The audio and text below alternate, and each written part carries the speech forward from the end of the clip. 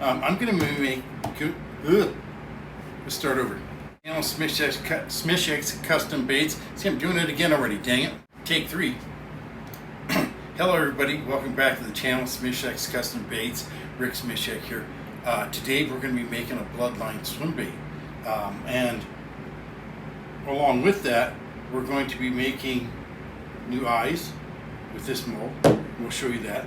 But we have to shoot the Bloodline separately from the bait, and then put the Bloodline in the mold along with the eyes. And I'm going to show you all that today. So without any further ado, let's get rocking and rolling, okay? All right, for the first part of the eyes, we just want we're going to shoot the iris first, and we want black for the iris. So we're just going to drip some in. We want it to be, this color to be pretty thick. We don't want this to be see-through, be translucent at all. And that should be plenty of black to make that happen. Look at that, nice and thick. All right, so right now I'm not going to move the camera. I'm just going to go ahead and fill this. Oops, let me get a glove. The injector gets pretty hot. That's why you always wear a glove. I mean, it gets hot quick because that's over 300 degrees. Okay, here we go. We're going to just gently, okay, it's already full. All right. You don't want to use too much pressure here because you can get backflash. Oops. That just came out the bottom of the injector.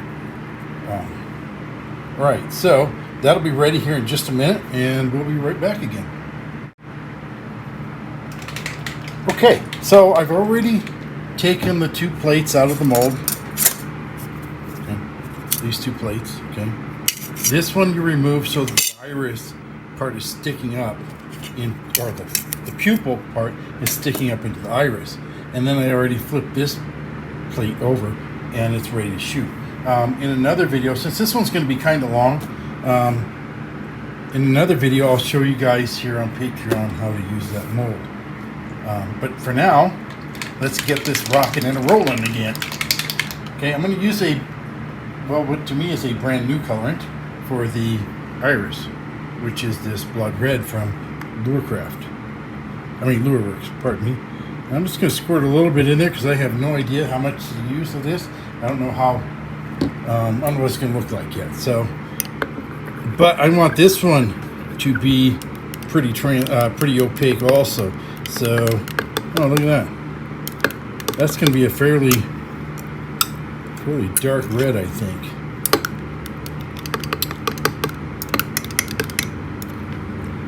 I'm going to put just a little bit more colorant in because I really don't want them very translucent at all, the eyes. Okay. We don't want that color, the color from the bait bleeding through the eyes if at all possible. It'll probably happen a little bit, but we want to reduce that as much as possible. All right, that's looking pretty darn good. And I don't think it's quite hot enough. So I'm going to pause this and heat that back up. Okay, I'm going to go ahead and do this shot the same way I did the last one. We'll go ahead and suck up the plastisol here. Okay. Right there in the mold. And there we go. The mold is already full. We're just going to hold a little pressure just to make sure we get all the cavities. And then we will do that's off.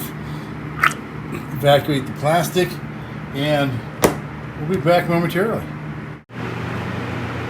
Okay, so our next step is shooting the bloodlines, and the bloodline mold makes 40 of these bloodlines at a time, enough to do 20 cavities. And I have 4, so we're more than that. All right, so there's our mold. Now I'm gonna set that aside for a second. Now I'm gonna make the. Why do I keep doing that? I'm gonna make the. I'm gonna make the bloodline the Fire Tiger Orange. And grab my bag here. Okay, so, and I'm not real happy with the base color on this as far as for a fire tiger. Seems to me that the fire tiger orange should be a lot brighter than this is. So what I'm going to do here, okay, that should be plenty of the orange actually. But I'm gonna mix in a little bit of yellow with this in order to brighten up the orange.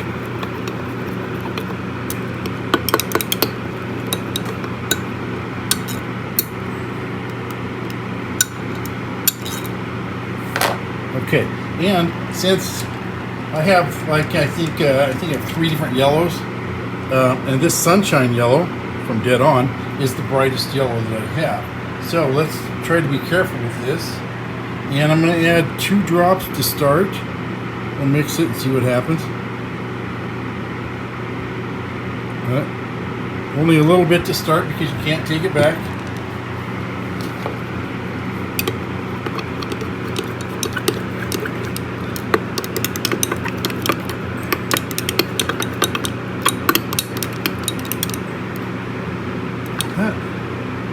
You know what I'm going to do? It is a little bit brighter. I'm going to do just a couple more drops, 2 more, because it didn't change a lot. If it changes that same amount as it did the last time, roughly, this might be, once it cools, this might be exactly what the doctor ordered.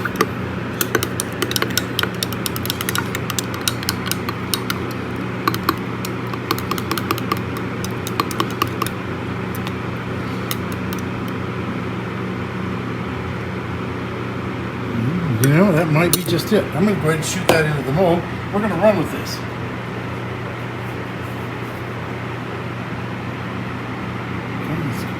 Where'd I put? Here it is. All right. I'm going to go ahead and do this shot kind of off camera, sort of. I'm not going to move the camera to do this one either. And this does not take a lot of plastic salt. Okay, it's full. There we go. And you don't really need to top this off either, because the pieces are so small that they're not going to draw hardly anything off that sprue as they cool off. Okay, there, that's done. Now, while those cool off, I'll open that up here in just a second. Here's the eyes we made, right? Now, we lift this off, okay, and you can see the runners on the back side. So what we do with this is we take a razor blade just like this,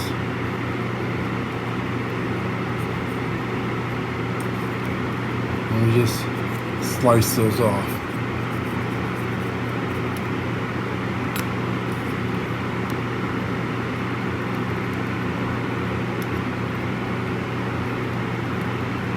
So there's the first side, just like that. They're easy. Let's do the other one real quick.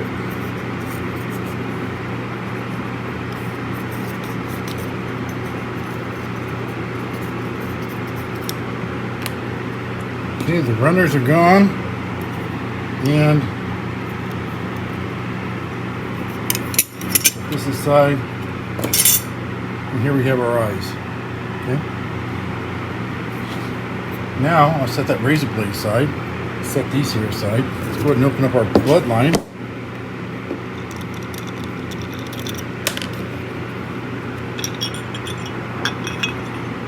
Oh, you know what? I like that.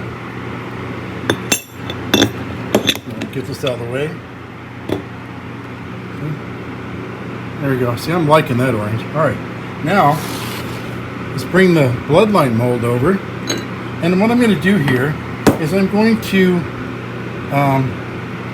get one cavity ready. I'm going to prep for one cavity, and then I'll show you guys how I'm doing that, and then I'll prep the other 3 off camera. But this is our mold here. Okay, let's get both sides in the view here. All right.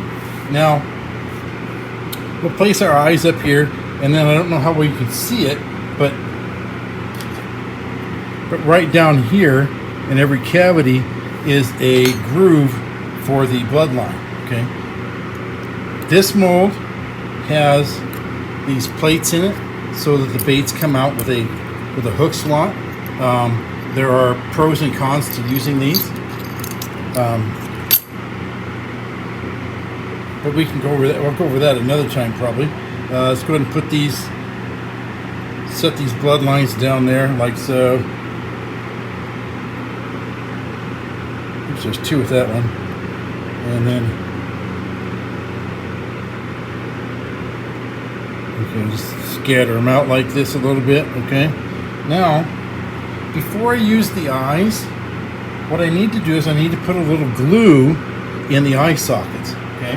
And what I do is I take this, that's the wrong one. I do not use the cooking spray for this. I use this stuff. This is it, I swear. Okay. I use this stuff and I just spray the end of this stick bait, this twig, okay, and I spray it into a box. I'll show you that some other time, so that I don't get the glue everywhere. Let me go ahead and do that real quick. Okay. And then what you do is I just come over here like this in each cavity. I'll do each side separately. I'll do this side. As soon as this is done, I'll go spray the other one. I'll go spray the bait again. Okay. And we'll do the other side. Let's pull that bloodline out of the way.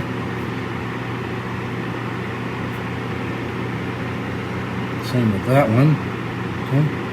Like this. All right. Now, these have multiple purposes. I'm going to go ahead and slide one side of the mold out of the picture. Okay. And then we're going to take some eyes, just drop them down here in the cavity like so. Okay. And I'll give the other side theirs in a minute. All right, now what I do here, I'm gonna prep this cavity here real quick. I take this and I move the eye into position with this.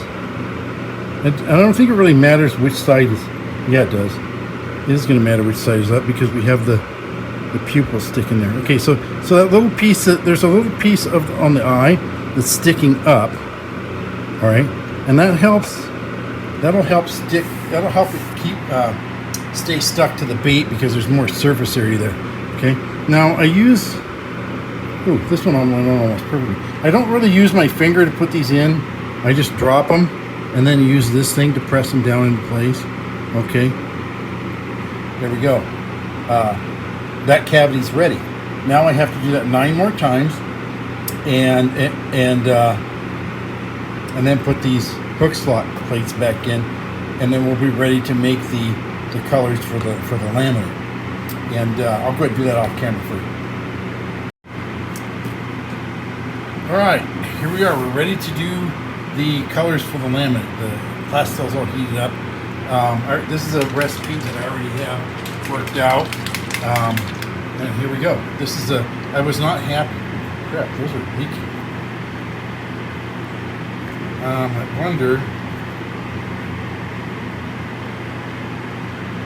Yeah, my Yorker caps are leaking. Maybe they just aren't on tight enough. I think that's probably what it is. That was a little loose. All right, do that. Okay, now I wasn't happy when the first time I made a fire tiger color. I just wasn't happy with any of the greens that I had at the time, so I used various colors to make my own. Okay, there's three drops of dead on blue. Okay, got some colorant on the table there. This Lure Works yellow. Okay, we're going to put in 20 drops of that.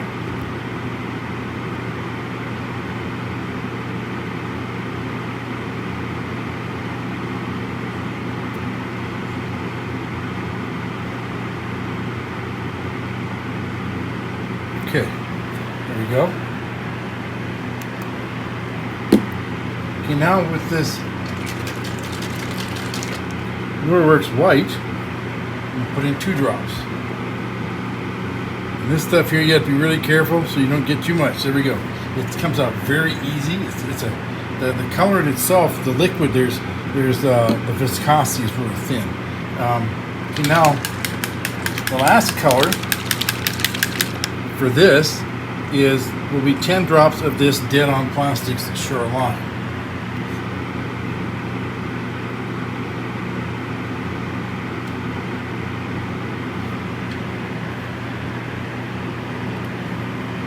All right, now let's go ahead and mix that, and we will be adding I'll be adding some glitter to this one. We'll get black glitter.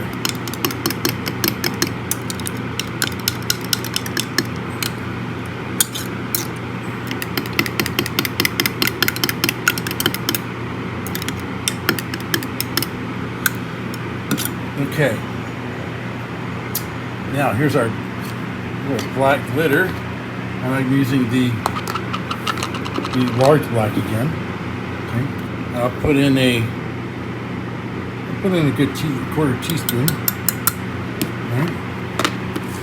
That's pretty standard for a single for what I do for a single colored glitter is a quarter teaspoon. All right, let's go ahead and mix that in, and then you can see how the color looks just a little bit darker now.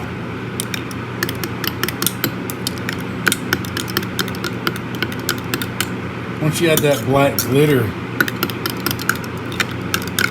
I don't want to say the color leaches. That's not the right word I'm looking for. But the black glitter affects the color of the plastisol as well. That cup in there is pretty warm. You hear me drop that thing back down?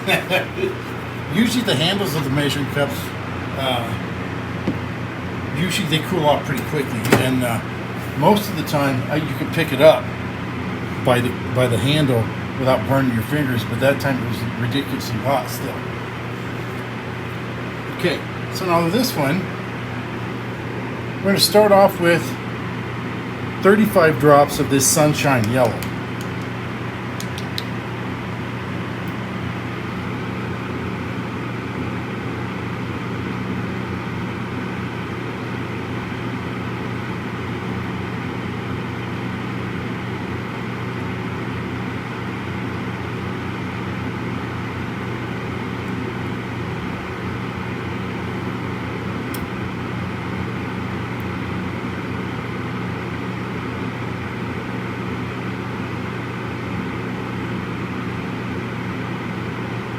You might notice that I spread out the drops like that when I'm doing it.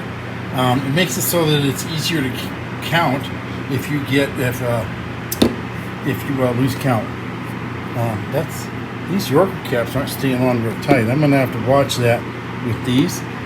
Okay, so our next one, we're going to use Lureworks White again, and this time we're going to get 2 drops. Ooh, crap! We got a third one by accident. That shouldn't be too terrible.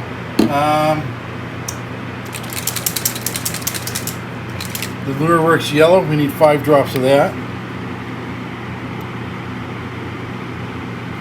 Okay. And then we need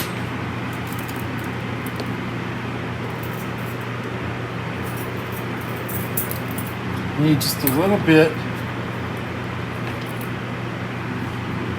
of this brilliant gold pearl. Okay.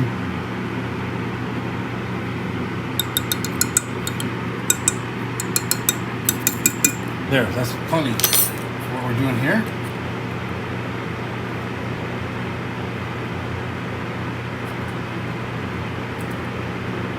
You know, these things might have to go the way of the dinosaur. They're kind of hard to clean out when you're using pearl powders. Either that or just don't use them for the powders. Okay, set that aside, and we'll grab this knife again. Let's go ahead and mix that up. This color's not going to get any, it's not going to get any glitter. But you know what? I'm going to put in some small silver, not holographic, but just regular silver. to give the bait a little bit of flash.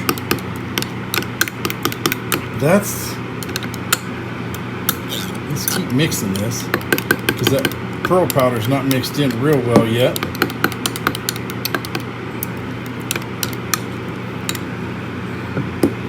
Scrape it off the knife blade there. I think. Well, see, there's a little bit there. It's still not mixed in, but I'll heat this back up because it's starting to get kind of thick. And when you reheat it, it tends to help mix that stuff. So,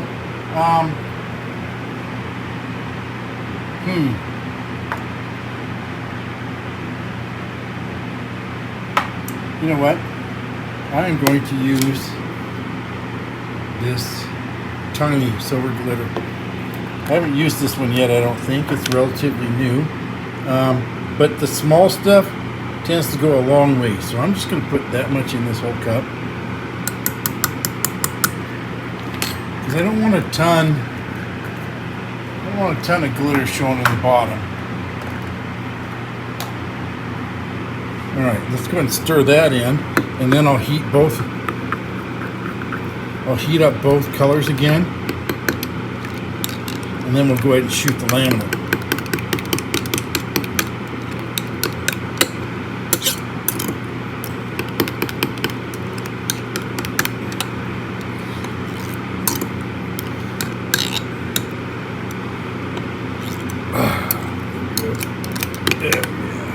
Look at that.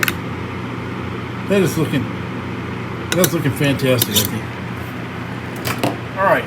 See, now I can grab that thing, hold on to it, and I'm not burning myself. Alright, let's go ahead and I'm going to go ahead and reheat that, and I'll be right back. Alright, I'm already gloved up. The injector's ready. I've taken the connecting wire off so that we can shoot this unevenly.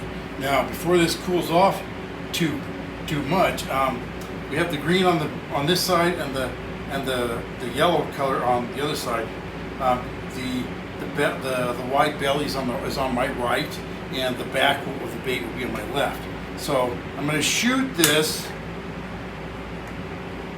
unevenly. I'm going to try to put more pressure on the right side than I do on the left side, so that I fill the belly quicker than I do the back.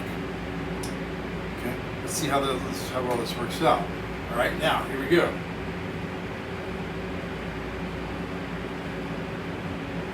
Okay, that one's full. Move it on over. Okay, now one of the issues with this mold, or I should say challenges, is that hook slot. The plate for that. That disrupts the flow of the plastisol and causes the issues with the laminate not being real even. But since bait fish aren't perfect, it's probably okay. Okay. That one's full. I'm holding the pressure. Make sure the foot gets filled. Okay. And then one more. Let's go and do the same thing. I have to use slightly more plastisol from the right hand side than I have the left. I'll show you that here in just a second. Okay. We're done. And see that? Hopefully this worked. I mean, I've done this before. Oh, that one might not get filled. I need to top off the sprues on both of these end ones. There we go, just a little bit. There we go. All right. Well, you know what time it is. Time to be right back when these are ready. Okay, well, I screwed up the other part of the video where I actually opened the mold, but that's okay. We'll start over. All right, what I did was I was holding the baits way up here like this and talking. I was like, crying out loud. Okay, so here's what we have. We have a pretty nice looking bait. This one here is the only one where an eye didn't stay in the socket. Dagnabbit, Larry. Usually that doesn't happen, but this time it did. But these here, you can see you can see none of them are the exact same. As far as even laminates, these were the first two shots, and I think they came out the best as far as what the colors being more even. But other than that, I think they came out pretty darn good. And this is a recipe I'll probably keep using. I really like how the orange came out this time. So yeah, that's a pretty sweet looking bait, I think. All right, well that's it for today, folks. We made a bait today that's rather complicated to make. There's quite a few steps. Maybe complicated isn't the right word. There's just a lot of steps involved. But I think it's a bait that's going to work really well.